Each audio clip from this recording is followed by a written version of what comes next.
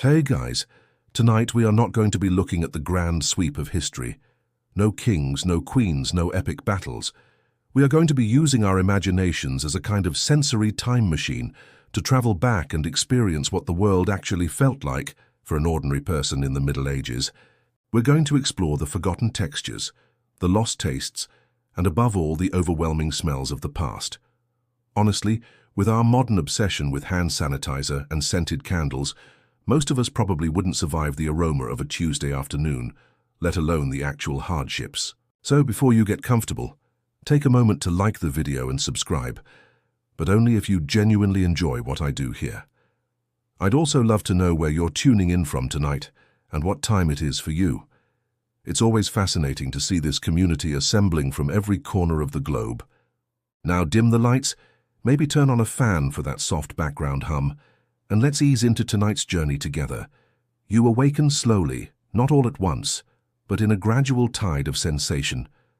The first thing that reaches you, before sight or sound, is the smell. It is the dominant fact of your existence. It's a thick, complex, and deeply earthy perfume. The base note is the damp, musty scent of the dirt floor beneath you, a smell of rich soil and faint decay. Layered on top of that is the smoky, slightly sweet, slightly rotten scent of the thatched roof above your head, which has absorbed generations of wood smoke from your central hearth. Mingled with that is the sharp, musky animal smell of the unwashed wool blanket covering you, and the lingering presence of the goat that shares your home. And under it all is the simple, familiar scent of unwashed human bodies, sleeping closely together for warmth. The next sensation is touch. Your bed is not a bed in any sense you would recognize. It is a coarse burlap sack, a palliasse stuffed with straw. But the straw is old from last year's harvest, and over the months it has been crushed and compacted by your body weight into a lumpy, unforgiving surface. To give it some life, it was mixed with dried bracken and heather, but that too has broken down into a fine, itchy dust that seems to get everywhere. And you can feel, as you always do, the subtle, persistent and maddening itch of your constant companions. Fleas. They live in the straw, in your blanket, in your clothes. Their tiny bites are such a regular feature of your life that you barely notice them anymore, just a low-level thrum of irritation on your skin. Your eyes flicker open. There are no windows, just small shuttered openings in the walls that let in slivers of the grey pre-dawn light. You can just make out the shape of your home. It's a single room. The walls are a rough, uneven texture, a classic wattle and daub construction. You know that if you were to press on them, they would feel cool, slightly damp, and solid, a sturdy lattice of woven sticks packed with a mixture of clay, wet soil, and straw. The roof is a thick layer of thatch, and in the dim light you can see the dark patches where last night's rain found its way through, dripping onto the floor below. In the far corner of the room you hear a soft shuffling and a low bleat. Your goat, your family's most valuable possession, is waking up too, along with the handful of chickens that huddle near the hearth for warmth. You share your home with your livestock. Historians and archaeologists debate the exact extent of this cohabitation. Was it a constant arrangement for every peasant family, or was it a practice reserved for the coldest nights of winter, or for only the very poorest, who couldn't afford a separate hovel for their animals? For you, it is simply the reality of your life. The goat's musky presence is as familiar as the smoky air you breathe. The sounds of the morning are muted. You can hear the soft rhythmic breathing of your spouse and children, sleeping just inches away from you on their own straw pallets. This single room is the kitchen, the bedroom, the living space, and sometimes the barn for your entire family. The concept of privacy is a luxury you cannot even conceive of. You lie still for a moment longer, taking in this full sensory portrait of your waking world. The smell of damp earth and smoke, the feel of the lumpy, itchy mattress and the heavy, greasy wool blanket, the sight of the dark, rough-hewn timbers and the crumbling daub walls, the sound of your family and your animals breathing in the shared space. It is a world of profound intimacy with the raw materials of existence, with the dirt, the straw, the animals, and with each other. Then, a new sound cuts through the quiet morning. In the distance, a single heavy church bell begins to toll, its iron clang calling the village to wakefulness. It is not a gentle suggestion. It is a command. The day has begun. With a groan that is part pain from the hard floor and part resignation to the day's labor, you swing your legs over the side of the pallet. Your bare feet touch the floor. It is cold, slick with mud near the doorway, and unforgiving. The first sensory experience of your day is complete. Now for the next, breakfast. You move towards the center of the hut, towards the gentle, radiating warmth of the hearth. It's not a grand stone fireplace, but a simple circular pit lined with clay and stones, dug directly into the earth floor. Last night's fire has died down to a bed of glowing orange embers, and you carefully coax it back to life, adding a few precious sticks of dry wood and blowing gently until a small, flickering flame appears. Smoke, thick and pungent, immediately fills the single room, stinging your eyes and catching in your throat, before it slowly, lazily, finds its way out through a smoke hole in the thatched roof above. Hanging from a soot-blackened iron hook over the fire is a large iron cauldron, the single most important object in your household. Inside this pot is your breakfast, your lunch, and your dinner. It is the pottage. This is the great culinary invention of your time, born of necessity and efficiency. It is a perpetual stew. It is never emptied, only replenished. Last night's leftovers form the base for this morning's meal.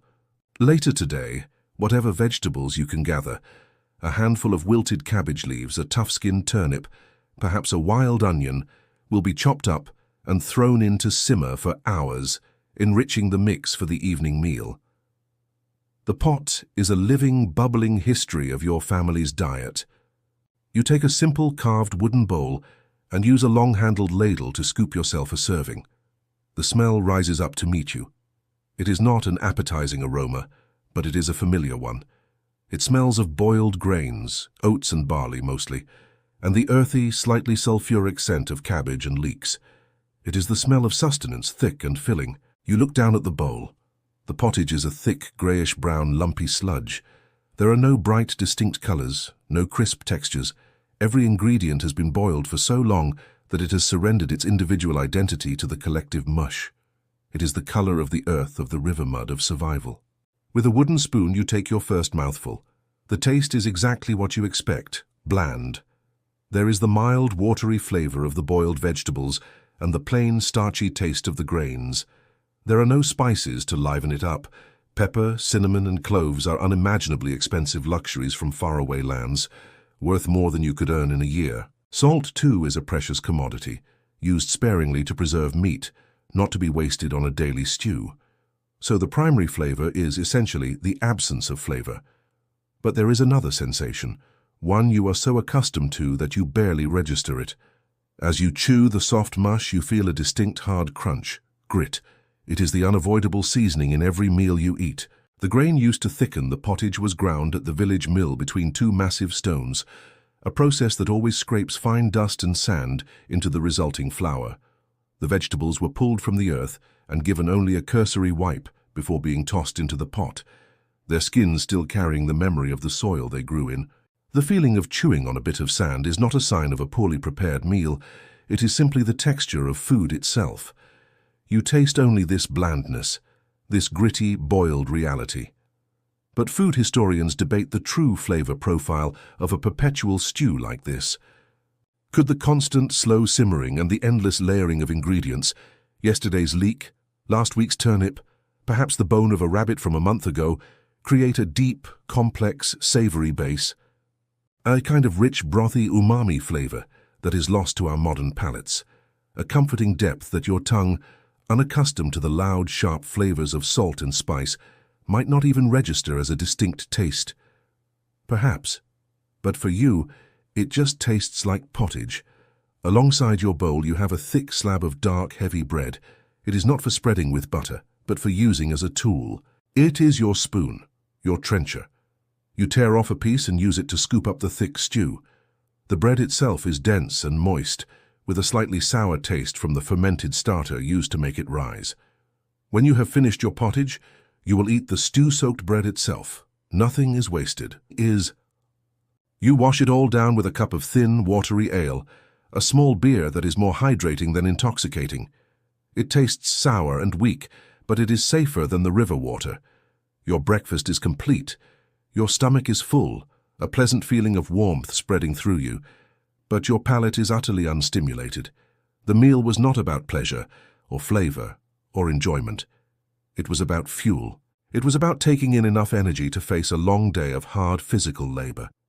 The taste of grit and boiled oats lingers in your mouth as you rise from the low stool. Your body has been fueled. Now it must be clothed. With the bland, gritty taste of pottage still lingering in your mouth, you stand and stretch, your joints cracking and popping in the cool morning air of the hut. The fire you stoked earlier now provides a flickering light and a bit of warmth, but the day's labor awaits. It is time to get dressed. There is no wardrobe to choose from, no closet full of options. In a corner of the room, folded neatly on a wooden chest, lies your entire wardrobe. It is one set of clothes. First, you pull on your undertunic or shirt. It is your only linen garment, the layer that rests against your skin. The fabric, woven from the fibers of the flax plant, is softer than wool, but by modern standards it would feel like a rough, heavy canvas. This shirt is the most frequently washed piece of clothing you own, but that is a relative term. Washing involves taking it down to the river, beating it against a rock, and letting it dry in the sun. It was last washed a week or two ago, and as you pull it over your head, it still feels slightly stiff and smells faintly of river water and wood smoke.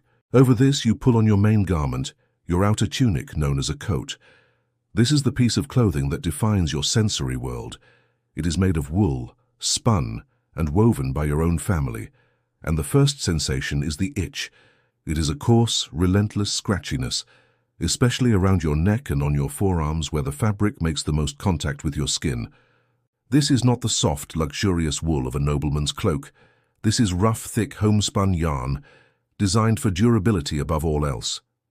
The tunic is heavy, stiff, and when you move, it feels less like a piece of clothing and more like a solid, protective shell. As you settle the garment over your shoulders, you feel another distinct sensation. The tunic is faintly greasy to the touch. This is because the wool has been only minimally processed, and it still retains a high level of its natural lanolin, the grease produced by the sheep. This self-greasing quality is, in fact, a feature, not a bug. The lanolin makes the heavy wool surprisingly water-resistant, causing rain to bead up and run off, rather than soaking in immediately, a priceless advantage in a damp, cold climate. The downside is that this same lanolin gives the garment a powerful and permanent animal odor. It is the deep, musky scent of sheep, an aroma that is amplified by your own body heat and becomes especially pungent when the tunic gets damp. You do not smell clean, you smell like a shepherd. You are so accustomed to the constant scratchiness and the greasy feel that you hardly notice it anymore. It is simply the feeling of being clothed. Textile historians and experimental archaeologists debate the true comfort level of these garments. Were they a form of constant, low-grade torture for people who simply knew nothing better? Or did the body and skin adapt over time, the combination of the natural lanolin and the wearer's own sweat and body oils, eventually softening the fibers, molding the tunic into a personalized, uniquely fitted and surprisingly comfortable second skin? To you, it is neither comfort nor torture. It is just your tunic. Next come your leggings, or brays.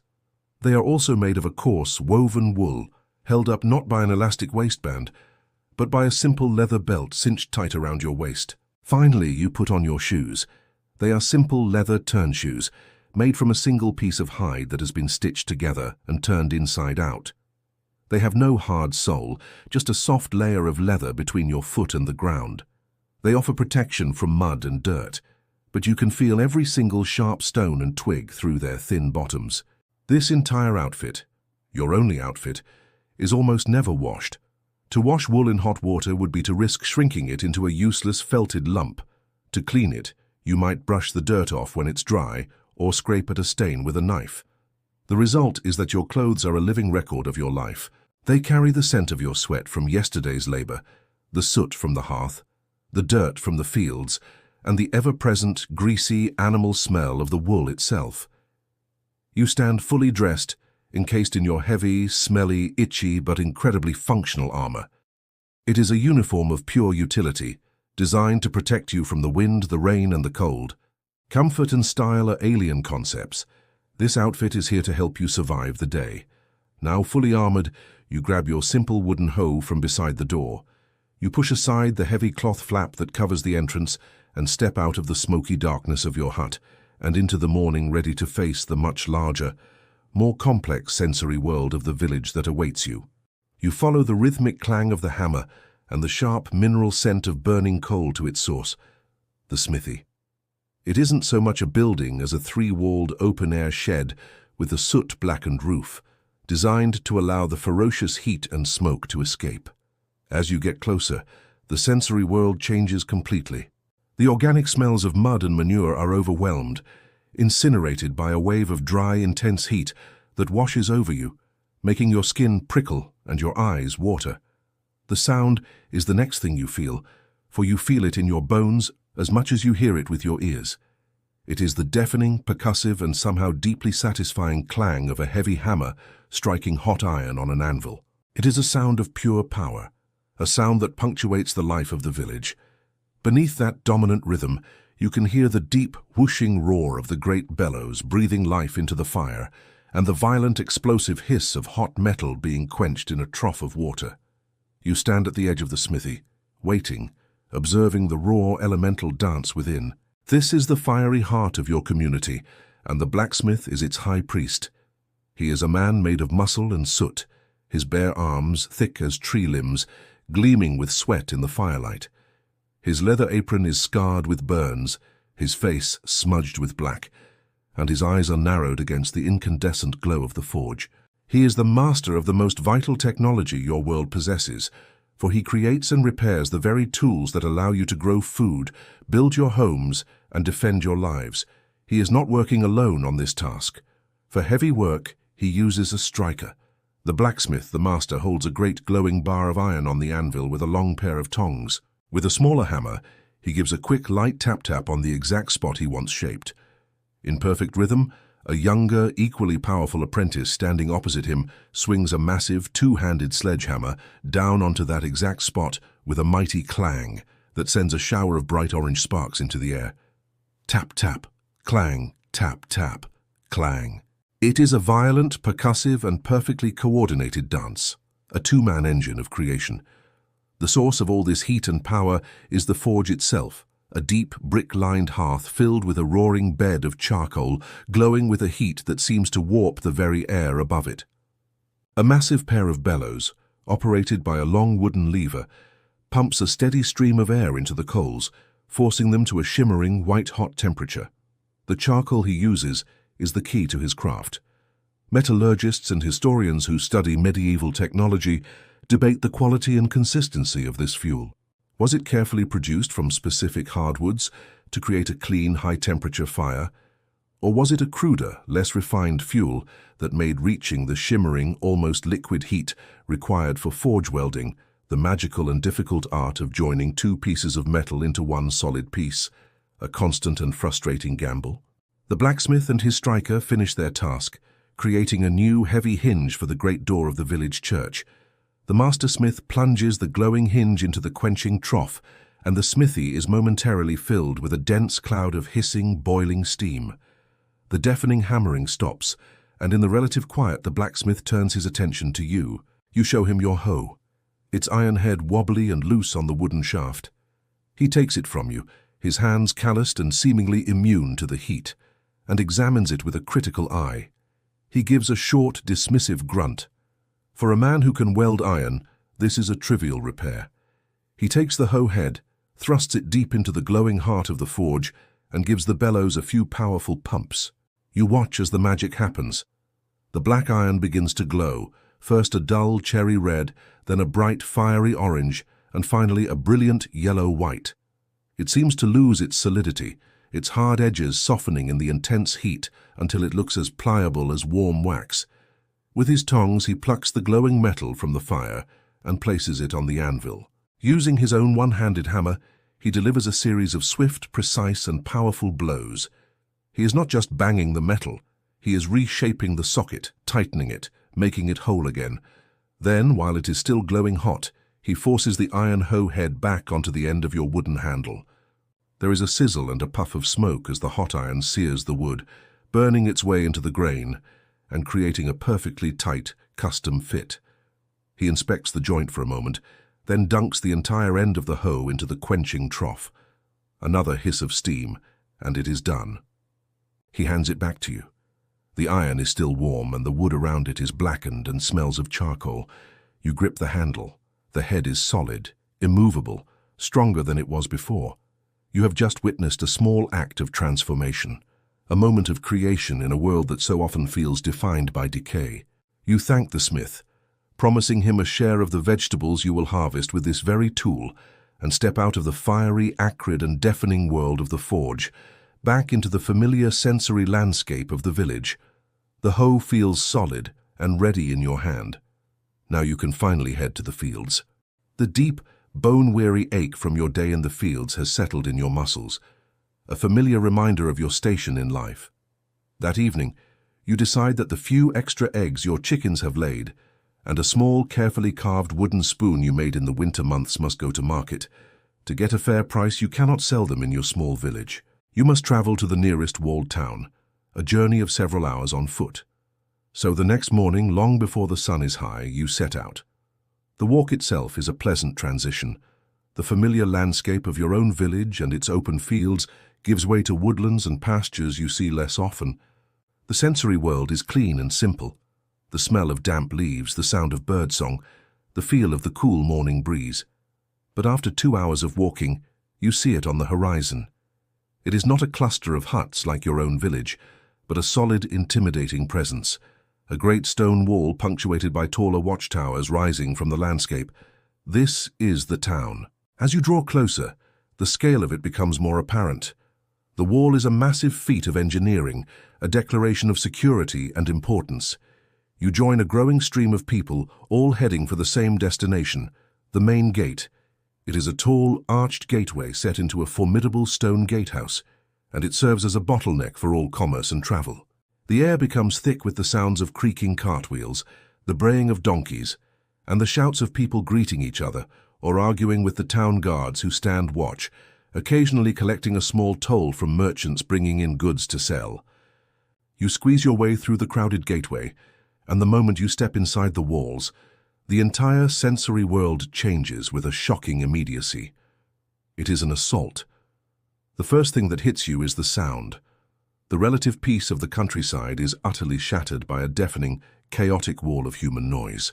There are hundreds of conversations happening at once, a constant overlapping babble of voices. Merchants with loud, booming voices hawk their wares from their doorways. Children shout and chase each other through the packed lanes. Dogs bark, a cooper's hammer rings out from a nearby workshop, and the air hums with a vibrant, relentless energy. The second change is the light. The vast open sky you have lived under your entire life is gone. It has been reduced to a narrow, jagged ribbon of blue far above you. The streets are tight, winding alleys, not wide roads. They are canyons of timber and plaster. The houses are packed shoulder to shoulder, and as they rise, each successive story is built to jut out over the street below. This technique, the jetty or overhang, is a clever way to maximize living space on a small plot of land. The result for you on the street below is that the upper floors of the buildings almost seem to touch, creating a permanent tunnel of shadow. The street is dark, cool, and intensely claustrophobic. Then there is the physical sensation of the crowd itself. The narrow lanes are a river of people, and you are forced to push and squeeze your way through. You feel the constant jostling of elbows and shoulders. You are pressed up against the rough woolen tunics of strangers, smelling their own unique combination of sweat, wood smoke, and daily labor. The intimacy is unavoidable, a forced contact with the sheer mass of humanity that has crammed itself within these protective walls. As you push your way towards the market square at the center of town, you begin to notice a kind of order within the chaos. You turn down one lane, and the air is suddenly filled with the warm, wonderful smell of baking bread. You see 3 different bakeries in a row, their ovens venting heat into the narrow street. You take another turn, and the smell changes to the sharp chemical tang of dyed wool and the rich scent of leather. Urban historians debate the degree to which this zoning was planned. Were trades legally required to operate on specific streets, a way to contain their noise, or, in the case of a profession like butchery, their smell? Or did craftsmen in the same trade simply cluster together naturally for commercial convenience, to share suppliers, attract customers, and create a recognized district for their wares. Whatever the reason, the effect is one of constantly shifting sensory zones. You move from the street of the bakers to the street of the candle makers, then to the street of the carpenters, each with its own unique and defining orchestra of sounds and smells. Your goal is the great open space at the heart of it all, the central marketplace. You follow the thickest part of the crowd, letting its momentum carry you forward. The noise grows louder, the smells more intense and varied. You can hear the squawking of live poultry and the haggling of 100 different bargains. The street ahead seems to be opening up, the sliver of sky widening. You are almost there. You are about to plunge into the vibrant, chaotic heart of the medieval town. You spill out of the narrow, shadowy lane and into the brilliant, chaotic openness of the market square. The sudden explosion of light and sound is staggering. After the claustrophobic darkness of the streets, the wide open square feels vast, but it is packed shoulder to shoulder with a churning mass of humanity. This is the economic and social heart of the town, a vibrant, noisy, and breathtakingly smelly testament to commerce. The air here is not one single smell, but a battlefield of competing aromas, a series of invisible clouds you walk through. You first pass the baker's stall, and for a glorious moment, you are enveloped in the warm, yeasty, almost holy scent of freshly baked bread. A few steps further, and that pleasant cloud is violently displaced by the sharp, salty, and distinctly fishy odor from the fishmonger's table. He has his catch laid out on beds of wet straw, gleaming silver herring, fat eels still writhing in a shallow bucket, and dried salted cod stacked like firewood. You push past a cart piled high with earthy-smelling root vegetables, turnips, parsnips, and onions, with their green tops still attached. This smell is immediately cancelled out by the gamey, metallic scent of the butcher's stall next to it, where hulking sides of beef and freshly slaughtered pigs hang from iron hooks, attracting a cloud of buzzing flies. In a corner of the square, a pen full of live animals creates an overwhelming pocket of sound and stench. The frantic clucking of chickens, the honking of geese, and the desperate squealing of a pig being sold all mix with the pungent, concentrated aroma of their droppings. But then you walk past the stall of a spice merchant, and you catch an entirely new and intoxicating scent. It is a warm, sweet, and dusty smell that you cannot name, but instantly recognize as the smell of wealth. It is the exotic perfume of cinnamon, of cloves, of nutmeg, and of precious black pepper, spices that have traveled thousands of miles and passed through dozens of hands to sit in small, precious piles in this muddy market square. For a moment, it transports you to a world you can only imagine. The sounds are just as dense and layered as the smells.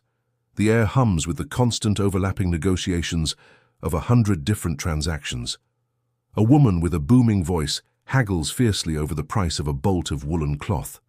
A town crier stands on a block, ringing a handbell to get the crowd's attention before announcing a new edict from the Lord. The air is a rich soup of human commerce, a cacophony that is both exhausting and exhilarating. As you pass a stall where a brewer is selling ale directly from large barrels, you see a strange ritual taking place. An official-looking man, the town's designated ale conner, is performing his duty. He ladles a small amount of ale from a barrel and deliberately pours it onto a wooden bench. He then proceeds to sit down squarely in the puddle, his leather breeches soaking up the liquid. After a minute, he stands up. If his breeches stick to the bench, it is a sign that the ale contains too much unfermented sugar, a mark of a lazy or dishonest brewer. The brewer will be fined and his ale deemed substandard. It is quality control at its most practical and, frankly, its most bizarre. You find a small space near the central market cross to display your own humble wares. The half-dozen eggs and the single, carefully carved spoon. You watch the people around you, trying to gauge the flow of trade. You wonder how the prices are set. Economic historians argue about the level of regulation in these markets. Was it a pure, chaotic system of supply and demand, where a shrewd merchant could make a fortune and a desperate farmer could be ruined? Or were prices, especially for essential goods like bread and ale, heavily controlled by the town's powerful guilds and officials, who would set a just price to ensure fairness and prevent riots during times of scarcity? After some time of calling out your wares, a well-dressed woman, the wife of a merchant perhaps, stops to admire your spoon. She praises your craftsmanship, then offers you half of what you are asking. You haggle back and forth, a familiar dance of commerce, before settling on a price. A farmer's wife buys your eggs. You now have a few small, heavy copper coins in your pouch. The feeling of their weight is a deep and profound satisfaction. Your business is done. You have traded your labor for money. But the market is more than a place to trade. It is the town's great public stage. You see friends embracing, neighbors sharing gossip, a group of young men laughing uproariously at a crude joke. This is the heart of the community, the place you come not just to buy and sell, but to see and be seen. The sensory overload, however, is beginning to wear on you. You decide to leave the chaos of the square to find a quieter spot. You push your way out of the crowd and turn down a side lane, seeking peace. But instead of peace, your senses are met with a new smell, an odor so uniquely and breathtakingly vile that it makes the butcher's stall seem like a perfumery. It is an acidic, eye-watering stench of decay and chemicals.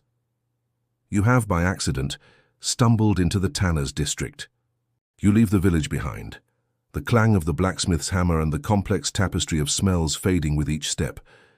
The path opens up, and before you lies the landscape that dictates your entire existence, the fields. The air here is cleaner, fresher, carrying the green scent of growing things and the rich, deep aroma of damp soil. This is not a world of neat square farms fenced off from one another. Instead, you look out upon 2 or 3 vast open fields stretching to the horizon. Within these massive fields, the land is divided into a patchwork of long, narrow strips, separated only by low, grassy ridges or a furrow left by a plough. This is the open field system that governs your life. You do not own a single consolidated piece of land. Your family's holdings are a handful of these strips scattered across the great fields, interspersed with strips worked by your neighbors, and the much larger strips that belong to the lord of the manor whose harvest you must also work. You spend a good portion of your morning simply walking from one of your strips to another, your newly repaired hoe resting on your shoulder. Agricultural historians continue to debate the efficiency of this system. Was it a wasteful, tradition-bound method that prevented innovation and wasted countless hours in transit?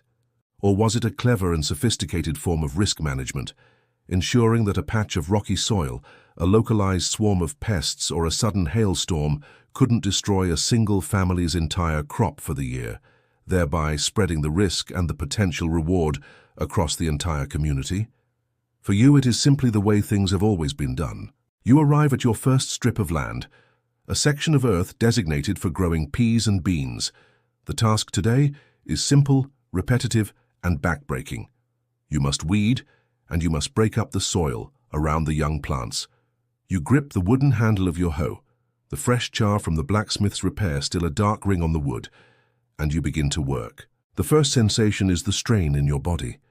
You bend at the waist, and with a rhythmic swing, you bring the iron blade of the hoe down. You feel the familiar pull in the muscles of your lower back, the tightening in your shoulders. The work is a slow, unfolding ache, a physical conversation with the earth. Thump, scrape.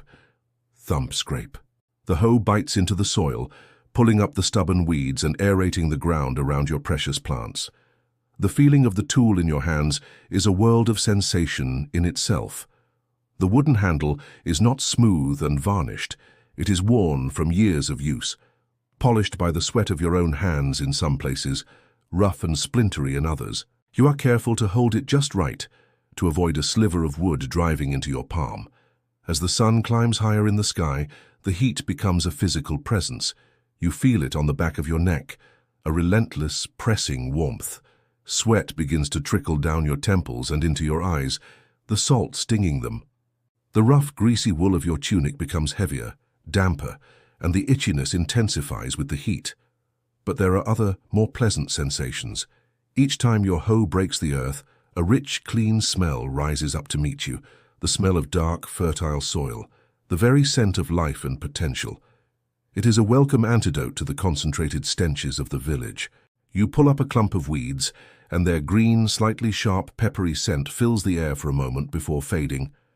The only sounds are the rhythmic scrape of your tool, the buzzing of a lazy fly, the distant call of a lark high overhead, and the sound of your own steady, labored breathing. The work is monotonous. Your mind drifts into a state of quiet emptiness, focused only on the next swing, the next weed, the next patch of unbroken earth. Hours pass in this state of hypnotic toil. The sun reaches its zenith, and the distant church bell tolls for midday. You stop, straightening your back with a painful groan. You take out a small piece of hard bread and a piece of cheese, your simple lunch, and eat it slowly, sitting on the grassy ridge that marks the edge of your strip. You know that tomorrow you will not be here. Tomorrow is the feast of St. Martin, a holy day mandated by the church. The church calendar provides your only regular breaks from this toil. The endless list of saints' days and feast days are your only holidays, a source of spiritual comfort and profound physical relief for you, and a source of constant low-grade frustration for the Lord's Reeve, who sees every holy day as a day of lost labor. After your brief rest, you return to the work. Thump scrape, thump scrape. The rhythm reasserts itself, and the afternoon wears on. Finally, as the sun begins its long descent, casting a warm golden light across the fields, you know the day is ending. Every muscle in your body aches with a deep, satisfying weariness. Your hands are raw, your back is a knot of pain, but your strip of land is clear of weeds. You shoulder your hoe and begin the long, slow walk back to the village. You are covered in a fine layer of dust and sweat, the honest grime of a day's work. You are leaving the clean, earthy, sensory world of the fields and returning to the dense, complicated human world of the village with all its accompanying sounds and smells. Your work in the fields is done. Your work at home is about to begin. The smell hits you like a physical blow. It is a tangible presence in the air, an acidic, eye-watering and stomach-churning assault on your senses. It is a stench so profound and so uniquely foul that it makes the general, chaotic filth of the market square seem like a fresh spring meadow. You clap a hand over your nose and mouth, your eyes watering, and realize you have made a terrible mistake. You have wandered into the tanner's district. Every town has one. It is always located on the downwind side of the settlement and always directly next to a source of running water. It is the one part of town that everyone, from the highest noble to the lowliest beggar, actively avoids unless they have specific business there. And now you know why. You see the tannery ahead, a series of open-air sheds, wooden racks, and most ominously, large sunken wooden vats. The ground here is a permanent dark sludge. Workers, their clothes stained and their faces grim, move about their work, seemingly immune to the atmosphere that makes you want to retch. You watch morbidly fascinated by the process that produces such a legendary stench. First, you see a worker taking fresh, bloody hides delivered from the butcher. He lays them over a wooden beam and, with a special scraping knife, begins the laborious process of removing the last bits of fat, flesh, and hair. The smell here is familiar, if unpleasant. The raw metallic scent of the abattoir, but with the added sickly sweet undertone of flesh that is beginning to turn. But the true source of the horror is the vats. The scraped hides are thrown into these large sunken pits to soak, sometimes for weeks. You peer cautiously at the contents of the nearest one. It is filled with a murky, yellowish, frothy liquid, and the sharp chemical bite of ammonia that rises from it is so strong it makes your head spin. This, you know, is stale urine. The ammonia it contains is essential for loosening the stubborn remaining hair and preparing the hide. You wonder where they could possibly get so much of it. In larger towns, you've heard, it's a recognized, if deeply unenviable, trade. So-called tash collectors make their living by going from door to door collecting the full chamber pots of the citizenry to sell by the bucketful to the tanners. One person's daily waste is quite literally another person's essential raw material. The next vat over is even worse. It contains a soupy brown mixture of water and something else, dog or pigeon dung. The tanners prize this dung for the powerful enzymes it contains, which break down the collagen in the hide and make the resulting leather soft and supple. The combination of these two vats creates the district's signature perfume, the sharp, burning scent of urine, the foul organic stench of dung, and the underlying melody of putrefaction. You instinctively recoil from the sight of the tanners themselves, men who spend their days elbow-deep in this vile concoction. They are social outcasts, their trade considered unclean and morally suspect. Yet, industrial historians and archaeologists often point out the great paradox of the medieval tanner. They were ostracized for their foul-smelling and impure work, Yet they were absolutely vital to the economy and the very fabric of society. The leather they produced was a critical strategic material essential for the shoes on your feet, the belt at your waist, the saddle on a knight's horse, the bellows at the blacksmith's forge, and 100 other necessities of daily life. The tanners were disgusting, yes, but they were also completely and utterly indispensable. Further down the lane, you see the final stages of the process. Hides that have survived the chemical bath are now being soaked in cleaner vats filled with water and ground oak bark. The tannins in the bark are what will finally convert the processed skin into stable, durable leather. The smell here is clean, woody, and wholesome, but it is a small island of pleasantness in an ocean of stench, completely overpowered by the work being done just a few feet away. You cannot stand it any longer. The fumes are catching in your throat, and the simple loaf of bread you bought at the market tucked into your pouch now seems hopelessly contaminated by the air. You turn and beat a hasty retreat, stumbling back the way you came, desperate to escape the acidic cloud.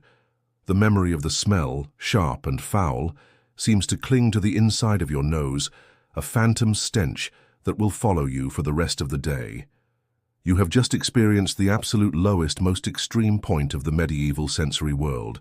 The ordeal leaves you craving its opposite, a place of power, of wealth, a place that smells not of decay, but of authority and fine food. You want to see how a lord lives. The stench of the tannery finally begins to fade from your nostrils as you put as much distance as possible between yourself and that foul district. The experience has left you feeling sickened and small, a creature of mud and grime. To cleanse your senses and your spirit, you find yourself drawn towards the one place in town that represents the complete opposite of the tannery S decay, the Lord S Castle. It dominates the town, its high stone walls and proud keep a constant, unmoving symbol of power and permanence. You have a reason to be here, a small piece of business that serves as your passport into this other world. The finely carved spoon you sold at the market was merely a sample of your work. The main commission, a set of 6, was for the castle's own steward. You approach the main gatehouse, a formidable structure of stone and iron, and explain your purpose to the guards. Seeing the carefully wrapped spoons in your hand, they allow you to pass into the castle bailey, the bustling courtyard within the outer walls. You are directed towards the heart of the castle, the great hall. You push open the massive, iron-studded oak door and step inside. The sensory shift is so abrupt and so total that you stop in your tracks, momentarily stunned. The first thing you notice is the sheer scale of the space. The ceiling soars high above you, a complex web of dark, ancient timbers losing itself in smoky shadow. The room is vast, easily large enough to contain every hut in your village. Light streams in, not from small shuttered slits, but from tall arched windows filled with actual glass, a luxury so profound it feels like magic. The colored light paints shifting patterns on the stone floor. Great, woven tapestries depicting hunting scenes and heroic battles hang on the walls, their vibrant colors a stark contrast to the gray and brown world you know, their thickness a barrier against the stone's perpetual chill. The sound is different too. It is not the chaotic din of the market, but a resonant, echoing soundscape. You hear the deep crackle and roar of a massive fire, in a fireplace so large you could stand inside it. You hear the jangling spurs of a man-at-arms crossing the floor, the whining and snuffling of a pack of hunting hounds sleeping near the hearth, and the murmur of conversation that echoes in the high vaulted space. But it is the smell that truly tells you that you have entered another reality. The air is thick with a complex blend of aromas, a perfume of power. The dominant scent, the one that makes your stomach rumble with a hunger you have never known, is that of roasting meat. In the great fireplace, an entire young pig is turning on a spit, its skin crackling and dripping fat into the flames below, releasing a smoky, savory, intoxicating aroma. It is the smell of unimaginable wealth, a world away from the boiled vegetal scent of your own perpetual pottage. As you walk further into the hall, you feel a soft, springy layer under your simple leather shoes. The stone floor is covered in a thick carpet of freshly cut rushes. As your weight crushes them, they release a clean, sweet, and slightly medicinal scent. You recognize the aromas of meadowsweet, lavender, and chamomile mixed in with the rushes. This is a deliberate, managed smellscape designed for pleasure. The scent of the fresh herbs is delightful, but you know, as everyone does, that this fragrant green layer is just the surface. Beneath it lie the older, compacted layers of rushes from weeks past, a slowly composting mat of straw, spilled ale, gnawed-on bones tossed to the dogs, and grease from 100 other meals. Historians debate the actual cleanliness of these great halls. Were they truly as foul as some accounts suggest, with the rushes changed only once or twice a year, becoming a festering blanket of filth? Or was there a more regular cycle of cleaning and replacement, with the foulness being a temporary state, quickly rectified by a team of servants before a major feast? To this rich tapestry of scents, others are added. The sharp, musky animal smell of the Lord's hounds. The clean, honeyed fragrance of the massive beeswax candles that burn on the high table at the far end of the hall. Another incredible luxury compared to the smoky, foul-smelling tallow dips you might use at home. And from somewhere deep within the castle, the faint, holy scent of incense from the Lord's private chapel finds its way into the hall. You conduct your business with the steward, a man in a fine woolen tunic who inspects your spoons with a critical eye. He is satisfied. He drops a few heavy silver coins into your hand, a fortune that will change your family's life for the next year. Your business is complete, but you linger for another moment, trying to absorb the sensory richness of this place. As you turn to leave, a servant bustles past you carrying a wooden trencher. On it is a thick slice of bread, and atop the bread is a small, glistening morsel of the roasted pig, its skin crisp and brown. It is dusted with a dark, fragrant powder, and the scent that wafts from it, of roasted meat, of fat, and of something else, a sweet and woody spice you have only ever dreamed of, is the most wonderful smell you have ever encountered. You have smelled the Lord's power. Now you are about to understand how it tastes. The steward, noticing your gaze lingering on the morsel of roasted pork, gives a small magnanimous smile. Perhaps he is pleased with the quality of your carved spoons, or perhaps he is simply in a generous mood. He gives a subtle nod to the servant, who then turns and offers the wooden trencher to you. You hesitate for a moment, stunned. This is food for the Lord's household, not for a common villager. To refuse would be an insult, but to accept feels like a transgression. With a mumbled word of thanks, you take the offering. In your hand, it feels impossibly luxurious. The bread itself is a revelation. It is not the heavy, dark rye you are used to, but a thick slice of fine white manchet bread, baked from wheat flour that has been sieved to remove the bran. It is soft, light, and absorbent. This is a sopi, a piece of high-status bread designed specifically to soak up the rich juices and sauces of a dish. Upon this perfect white canvas sits the prize, a single glistening cube of roasted pork, its skin crisp and brown, its flesh tender, and its entire surface dusted with a dark, fragrant powder. You lift the trencher to your mouth. The aroma alone is intoxicating, the rich scent of roasted fat mingling with a warm, sweet, and woody perfume unlike anything you have ever smelled. You take a bite. The sensation is a thunderclap on your palate. It is an explosion of flavor so intense and so alien that your mind struggles to process it. First, the texture. The pork is so tender it seems to dissolve in your mouth, a world away from the tough, boiled bacon you might eat once or twice a year. The soft white bread, soaked in the savory juices, is a delight in itself, with none of the familiar grit of your own daily loaf. But it is the taste that overwhelms you. The flavor is not primarily of pork. It is of something else entirely. A wave of sharp, tingling heat spreads across your tongue, the bite of expensive black pepper. This is immediately followed by a deep, warm sweetness that is both woody and floral, the taste of cinnamon. And beneath that, a pungent, almost medicinal note that numbs your mouth slightly, the unmistakable, powerful flavor of cloves. It is a complex, layered, and aggressive taste, a flavor profile so powerful it almost completely masks the taste of the meat it covers. Culinary historians passionately debate the primary reason for this heavy-handed use of spice in high-status medieval cooking. Was it, as the popular myth suggests, a crude method to disguise the taste of meat that was beginning to spoil in an age before refrigeration? Or was it driven by more complex factors? Perhaps it was based on the medical theories of the day, which assigned humoral properties of hot and dry to these exotic spices, using them to balance the cold and moist nature of the food itself. Or was it above all a breathtakingly conspicuous display of wealth and power? A way for the Lord to say with every single bite, "I am so rich, I can afford to make my food taste not of my own land, but of the farthest and most expensive corners of the earth." To you, sitting in the great hall with your mouth full of these incredible flavors, the reason is irrelevant. The experience is a revelation. This is what power tastes like.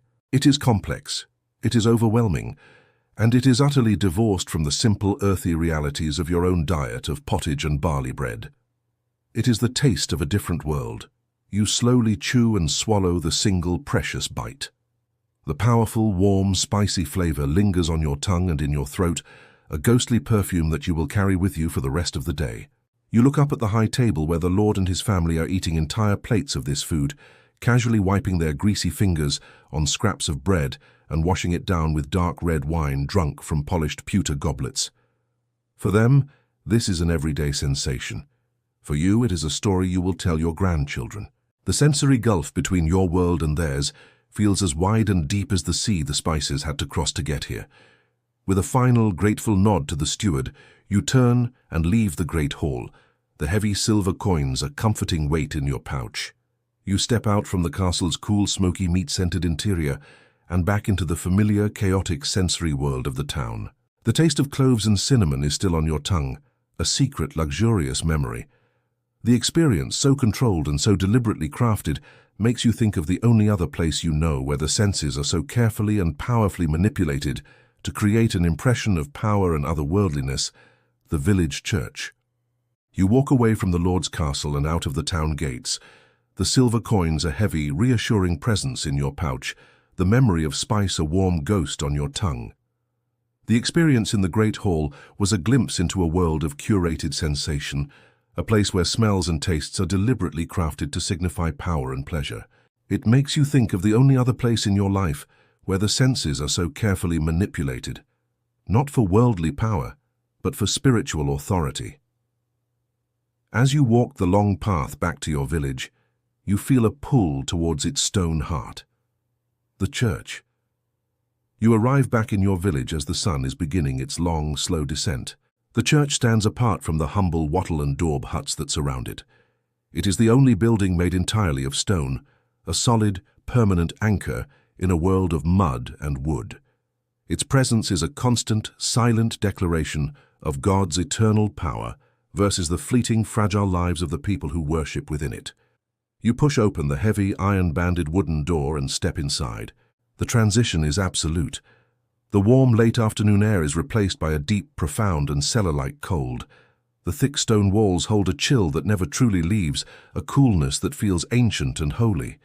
The familiar sounds of the village, the distant bleating of a sheep, the cry of a child, are instantly silenced, replaced by a vast, echoing quiet. Your own soft footsteps on the stone floor seem jarringly loud in the immense stillness. The air itself is different. It carries a scent that is utterly unique to this space, a perfume deliberately crafted over centuries to transport the soul. It is a cool, dry smell of old stone, damp earth and decaying wood, but layered over this is the powerful, lingering scent of holiness. The dominant note is frankincense. Its resinous, woody and slightly citrusy aroma has permeated the very stones of the building. Used during the Mass to purify the altar, the priest and the congregation, its sweet aromatic smoke is a physical manifestation of prayers ascending to heaven. It is a smell that has no earthly equivalent. It is the scent of the sacred, and it instantly signals that you have left the mundane world behind. The second key aroma is that of beeswax. While your own hut is lit by the smoky, guttering flame of a tallow dip that smells of rendered animal fat, the church is lit by candles of pure beeswax. They burn with a clean, steady golden light and release a faint, honeyed sweetness into the cool air. Their fragrance speaks of purity, of the tireless work of bees, and of immense wealth, for beeswax candles are a luxury few can afford. A service has recently ended. A young boy, an acolyte, is moving silently near the altar, extinguishing the candles one by one. You watch as he pinches a wick or uses a small metal snuffer. Each time a thin tendril of white smoke rises, and a new scent is released into the air. The sharp, smoky, yet still sweet smell of a snuffed beeswax candle. It is the ghost of the flame, a smell of beautiful finality that will linger in the church for hours, a signature scent of finished prayer. You sit on one of the hard, backless wooden benches, the rough-hewn wood familiar beneath you. You sit in the echoing silence, the cool air thick with the smell of old stone, wax, and incense.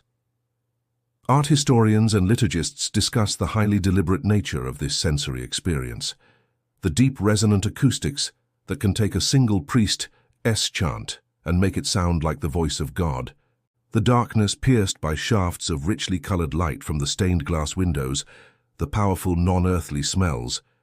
It was all designed to be a machine for spiritual transformation. It was a way to transport you, to lift you from the chaotic, foul-smelling, and difficult sensory world of your daily life into a more ordered, contemplative, and heavenly state of being. Here in this cold, quiet, and beautifully scented space, the memory of the day's other sensory experiences begins to fade. The overwhelming stench of the tannery, the chaotic noise of the market, even the rich, indulgent taste of the Lord's spiced meat, they all seem crude and worldly compared to this. This is a place of sensory peace. You are not here to pray, not at this moment. You are here to simply sit, to breathe in the holy air, and to let the profound quiet seep into your bones. It is a kind of cleansing for the soul, a necessary counterpart to the day's journey through the world of men. As dusk deepens outside, you know you must leave. You rise from the bench and walk back towards the great door, your spirit feeling calmer, quieter. You step back out into the familiar smells of your own village, the wood smoke, the animals, the damp earth. The sacred interlude is over. There is one last stop to make before you can return to your own hearth, one last communal space to experience before the day is truly done, the village alehouse. The sacred quiet of the church lingers in your mind as you step back into the village lane. Dusk is settling, painting the sky in soft, bruised shades of purple and grey. The day has been a long and overwhelming journey through the senses, from the filth of the tannery to the sublime tastes of the Lord's hall and the holy scents of the sanctuary. Your body is weary, your mind is full, and you are thirsty. In your pouch, the heavy weight of the silver coins you earned is a small, thrilling novelty. A portion of this wealth, you decide, should be spent on a moment of pleasure. You are going to the alehouse. There is no brightly painted sign or glowing window to guide you. You find your destination by spotting the ale stake. It is a simple universal signal, a long wooden pole with a leafy green branch tied to its end, jutting out from the front of a cottage. It is the announcement, understood by everyone, that the woman of this house, the alewife, has a fresh batch of ale brewed and ready for sale. You duck your head to enter the low doorway and are immediately enveloped in a wall of sound and warmth. The space is not a dedicated public building. It is simply the main room of a family's home, temporarily transformed into a social hub. The sensory world here is the polar opposite of the church you just left. Where the church was cold, the alehouse is hot and stuffy, a fug of human body heat and the roaring fire in the hearth. Where the church was silent, this room is a chaotic roar of conversation, hearty laughter, and from a dark corner, the sound of a few men singing a bawdy, off-key song. The smell is overwhelmingly, elementally human. It is the rich, yeasty scent of spilled ale that has soaked into the dirt floor and wooden tables, mixed with the pungent smoke from the fire, the damp wool of a dozen wet cloaks, and the unmistakable close-packed scent of unwashed, sweating human bodies enjoying a rare moment of leisure. It is not a clean smell, but it is a warm and lively one. The room is crowded. You squeeze your way past men from your village, all sitting on rough, backless benches or low stools. In the flickering, smoky light of the fire and a few tallow candles, their faces are animated and red-cheeked. The alewife, a formidable woman with strong arms and a no-nonsense expression, presides over the room, dispensing ale from a large earthenware jug into wooden cups.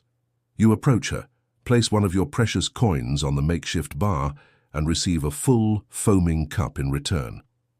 This is not the thin, watery, small beer you drink at home. This is proper ale, the cornerstone of social life. You find a small space on a crowded bench and take your first sip.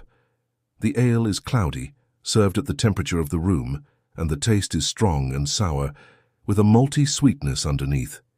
It is not a refined flavor, but it is potent and deeply satisfying. It is the taste of camaraderie and the end of a long day's work. You sit and sip your drink, observing the scene. A group of farmers in the corner are loudly complaining about the Lord S. Reeve and the portion of the harvest he demands.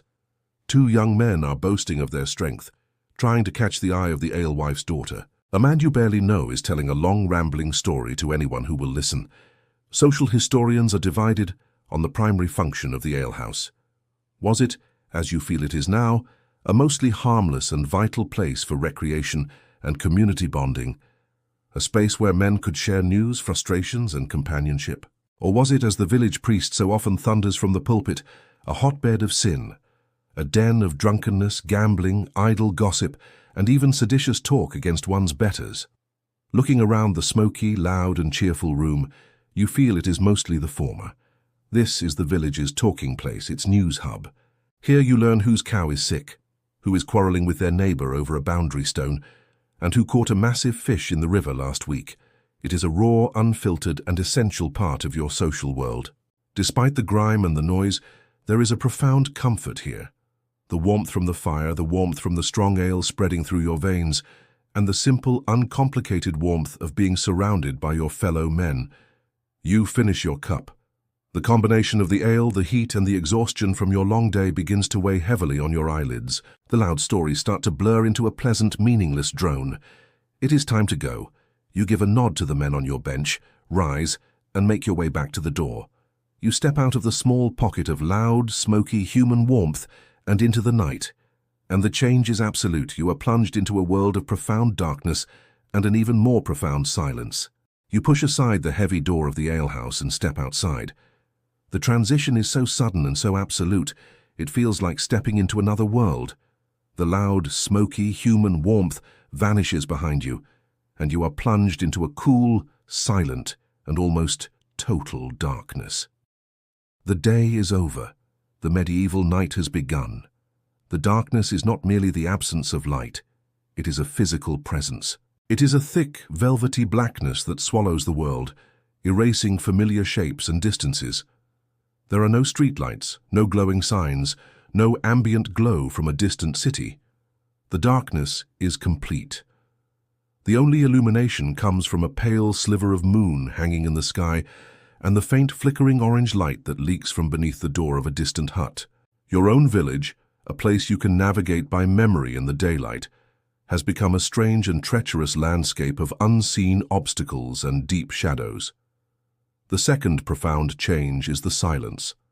The chaotic, vibrant soundtrack of the day, the hammering, the shouting, the animals, the chatter, has ceased entirely. The silence that replaces it is so deep it seems to have a weight of its own. You can hear the soft rustle of the wind in the thatched roof of the cottage beside you. You can hear the distant, lonely hoot of an owl in the woods beyond the fields, and you can hear the sounds of your own body with an incredible clarity. The soft crunch of your leather shoes on the dirt path, the rhythm of your own breathing, the beat of your own heart. In the medieval night, you become acutely aware of your own small, quiet existence. As you begin your short walk home, another sound breaks the stillness, rolling across the sleeping village from the stone church. It is the toll of a single bell, slow and steady. This is not a call to prayer, but the nightly curfew. The word itself comes from the Old French couvre-feu, which means literally cover fire. It is the official signal to every household that the day is done. It is a command to bank your hearth, to cover the precious embers with ash, to keep them safe until morning. In a world of wood and thatch, a single stray spark in the night could lead to a catastrophic fire, a threat far more immediate than any invading army. The bell is the village being officially put to bed, tucked in for safety. You pause for a moment in the lane between two huts, away from the faint light of the alehouse, and you look up. The sight is so overwhelming, so majestic that it makes you feel dizzy. Historians of the senses often emphasize that our modern relationship with the night is fundamentally broken. Our world is saturated with electric light, a constant, hazy pollution that has erased the spectacle that you see now. The sky above you is not black. It is a brilliant, teeming, and almost terrifying wilderness of light. The sheer number of stars is incomprehensible, a dense blanket of sharp, glittering diamonds. The great band of the Milky Way, a sight most modern people have never truly seen, stretches across the entire sky, not as a faint, hazy cloud, but as a thick, textured river of light, a celestial road paved with shimmering dust. You can see the constellations not as simple stick figures, but as rich, dense clusters of stars, and you can trace the slow, steady path of the planets, the wandering stars, against the fixed background. It is a vision of the cosmos in its full, raw, and unfiltered glory, a nightly reminder of your own tiny place in a vast and wondrous creation. But the beauty of the night is matched by its peril. The darkness hides real threats. A misplaced step on the rutted path could mean a twisted ankle. A thief could be hiding in the deep shadows between the huts. And beyond the real dangers, there are the supernatural ones. The night, your folklore tells you, is when the veil between worlds is at its thinnest. It is the time when ghosts, goblins, and evil spirits are free to roam the earth. The darkness is not empty. It is full of unseen things. Sensible people do not linger outside after the curfew bell has rung. You continue your walk home, your senses on high alert. With your sight so limited, your other senses take over. You navigate by the feel of the familiar path under your feet. You can smell the dying embers of a neighbor's fire, the cool, damp scent of the nearby stream, and you know you are approaching the village midden heap by the change in the air long before you can see it. Finally, you see it ahead, a faint, warm sliver of light from your own home. It is a beacon of safety in the immense, dark, and silent world. You reach your own door, lift the heavy cloth flap, and duck inside, leaving the profound night behind you. You have come full circle. Your day, with its journey through all the sounds, smells, and tastes of your world, is finally over. All that is left now is to feel its effects on your weary body and to sleep. You duck inside your hut, pulling the heavy cloth flap closed behind you. The immense, silent, and star-filled world of the night is shut out, and your sensory world shrinks once more to the familiar confines of your home. The air inside is warm and thick with the day's lingering smells, the faint vegetal scent of the morning's pottage, the dry dustiness of the straw pallets, the musky warmth of the goat, and above all, the comforting, ever-present scent of wood smoke from the now covered hearth. After the overwhelming sensory journey of your day, this familiar smellscape, once a simple fact of your existence, now feels like a sanctuary. As you shed your heavy outer tunic and leggings, you realize you carry the ghosts of the day's experiences with you. Your clothes release a complex perfume of your journey. There is the faint, acrid tang of the blacksmith's forge clinging to the wool fibers, a memory of coal and hot iron. Beneath that, you can still smell the rich, dark earth from your long hours of labor in the fields. And if you bring the sleeve of your tunic close to your face, you are sure you can still detect the faintest, most wretched hint of the tannery, a scent so powerful it seems to have stained the very air you walked through. Your body itself is a sensory chronicle. Your hands, even after a quick rinse in a bucket of water, still smell of dirt and the raw wood of your hoe. And if you close your eyes and concentrate, you can almost conjure the phantom taste of cinnamon and cloves from the Lord's Hall, a fleeting, luxurious memory. You lie down on your lumpy straw mattress. This is the final sensory report of the day, the one your body gives to you. A deep, profound ache has settled into the muscles of your back and shoulders, the honest pain of a day well spent in physical labor. The ever-present itch of the fleas in the straw and the coarseness of your woolen blanket are familiar companions. But overriding all of these small discomforts is a wave of bone-deep exhaustion, a weariness so total and so complete that it feels like a kind of peace. You lie there, thinking of how this one day fits into the larger rhythm of your life, a life governed by the great wheel of the seasons. The sensations you experienced today were those of a late spring or early summer day. In the depths of winter, the dominant feeling would be the biting, relentless cold. The smell of wood smoke would be even more pungent as the fire never dies, and the taste of food would be of preserved salted meats and dried peas. In the autumn, The air would be filled with the smells of the harvest, of ripe grain and damp, decaying leaves. Your life is a tapestry of sensation, and the threads change with the turning of the year. Your small, smoky, crowded hut would be a place of misery to a person from the future. But for you, at this exact moment, it is a refuge of profound comfort. Historians and sociologists of daily life often consider the importance of sensory sanctuary in a world of overwhelming and often unpleasant stimulation. In a life filled with the stench of the streets, the noise of the market, and the constant physical strain of labor, was the simple, predictable, and familiar sensory landscape of one's own home a vital comfort. Was this small dark space, with its well-known smells and sounds, a necessary haven for the senses to finally rest and recover from the onslaught of the outside world? Lying here, feeling the day's chaos recede, you know that it is. The sensory memories of the day begin to swirl and blur as you drift towards the edge of sleep. The deafening clang of the anvil, the sweet scent of beeswax, the sour taste of the ale, the grit of the bread, the press of the crowd, the vast, silent darkness. They all blend into a single, exhausting, and wonderfully complete tapestry of a day lived fully through every sense. You have felt the world, and now you will finally feel nothing at all. And now that world of sensation begins to fade. The feeling of the rough straw, the chill of the dirt floor, the lingering scent of wood smoke, let it all dissolve. Let it soften at the edges, becoming as distant and as indistinct as a half-remembered dream. The day's long journey is over and you are no longer there. You are here in your own bed, in your own quiet room, in the soft and silent comfort of your own time. There is no coarse wool, only the gentle weight of your own blanket. There is no smoky air, only the clean, calm stillness of your own peaceful space.